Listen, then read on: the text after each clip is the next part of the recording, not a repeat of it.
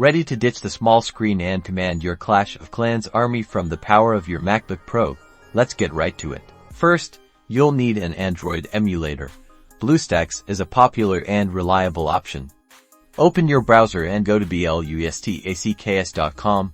I'll put a direct link in the description below for easy access. Once you're on the BlueStacks website, find the download button and click it to download the installer for macOS. After the download is complete, locate the installer file in your downloads folder or wherever your downloads are saved. Double-click the installer to begin the installation process.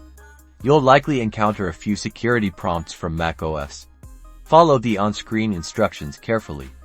You'll need to grant necessary permissions for BlueStacks to run properly, like access to accessibility and your system folders. This is crucial, so don't skip any steps. Once BlueStacks is installed and running, you'll see the main BlueStacks interface. The first thing you need to do is open the Google Play Store, just like you would on an Android device. Log into your Google account.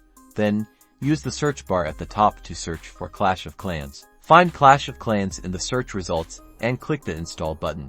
After the installation is complete, simply click the Clash of Clans icon within BlueStacks to launch the game.